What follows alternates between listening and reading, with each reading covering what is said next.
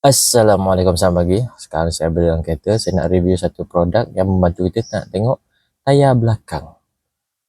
Saya rasa anda semua merasakan apa yang saya rasa bila berada dalam kereta, iaitu kita tak nampak situasi sebenar tayar belakang kita.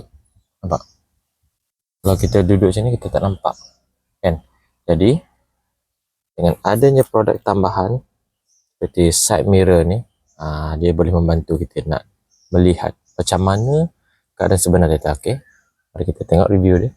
Bila kita tambah dia di sini, tengok kelihatan dia lebih jelas. Nampak? Kita walaupun kita ada alat bantuan kereta ke, assist apa, semua assist lah, tapi pada hakikatnya secara manual kita perlukan juga tu belakang. Okay, ini dia. Dia ada alatan yang sangat bantu, nampak? Kelihatan sangat jelas. Okay, kalau anda berminat, boleh dapatkan dalam beg kuning kita. Harga pun tak berapa mahal sangat. Tapi dia punya function sangat menarik. Sebab apabila kita pasang cermin sisi macam ni, dia tidak menutup kita punya bahagian blind spot. Ni, blind spot kereta kita. Jadi kita tambah sedikit je di sini, nampak? Dia lebih jelas apabila kita nak parking. Okay?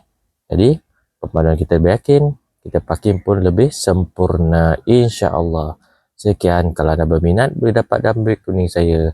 Dia boleh membantu secara tidak langsung. Okey, terima kasih.